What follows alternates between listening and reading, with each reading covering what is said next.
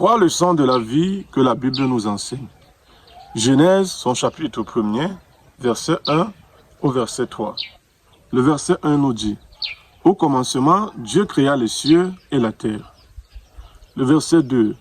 La terre était informe et vide, il y avait les ténèbres au-dessus de l'abîme, et l'Esprit de Dieu se mouvait au-dessus des eaux.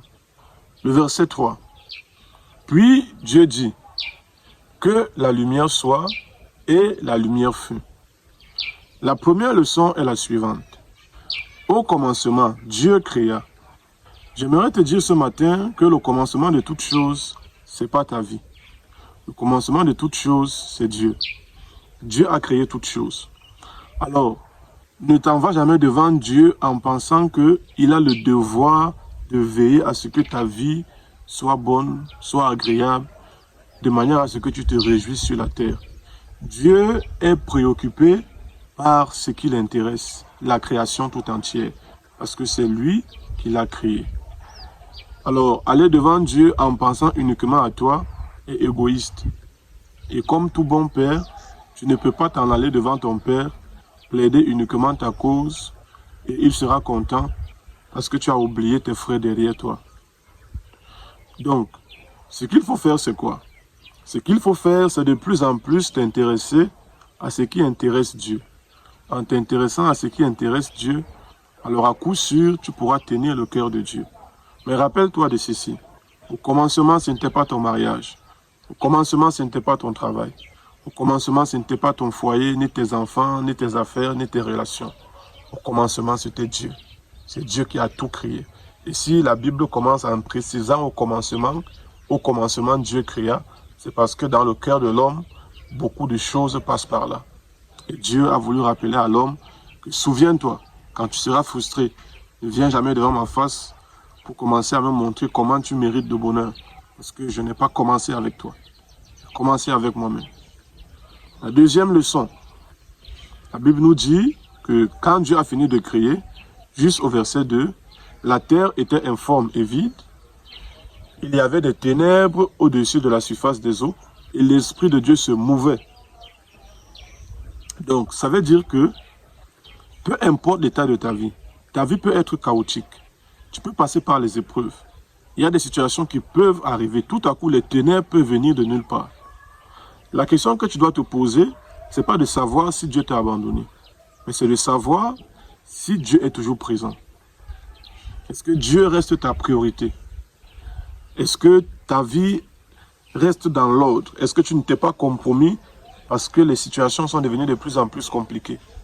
Est-ce que tu n'as pas tendu la main là où il ne fallait pas parce que la vie est devenue difficile? Est-ce que tu es resté avec les mêmes valeurs que Dieu t'a inculquées?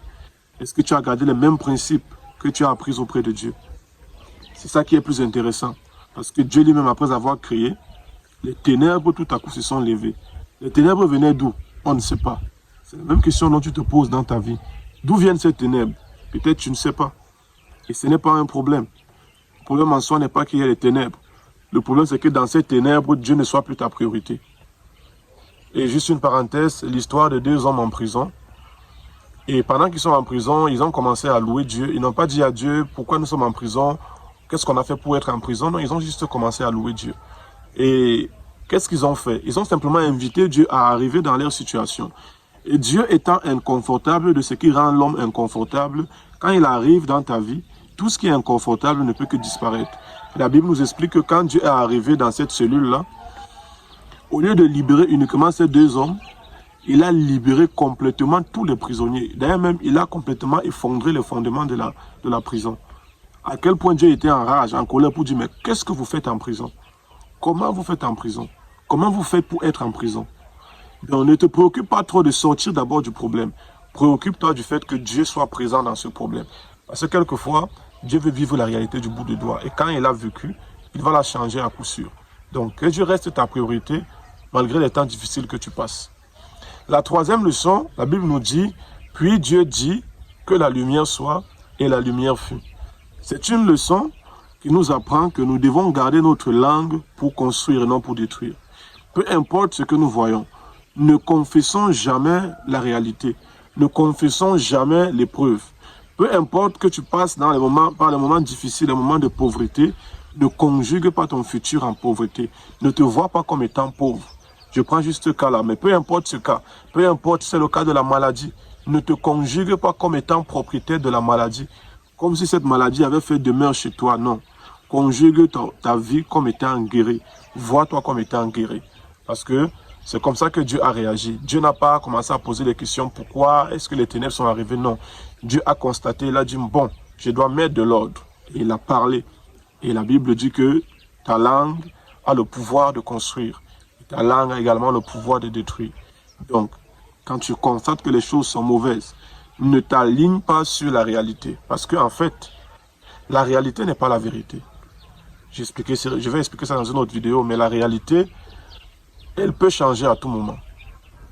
Tu peux te réveiller pauvre ce matin et dormir l'homme le plus riche de ton village, de ta famille. Tu peux te réveiller malade ce matin et dormir en bonne santé. Tout peut changer à tout moment. Et justement, le piège de ton ennemi, c'est de te faire croire que ta vie va se limiter à là où tu es aujourd'hui. Et ça, c'est une mauvaise façon de voir les choses. Alors, j'ai voulu te partager ces 3 leçons de vie. J'espère que tu as été béni. Partage-moi lequel de ces conseils t'a le plus marqué. Ok, que Dieu te bénisse, sois fortifié, on est ensemble. Ciao.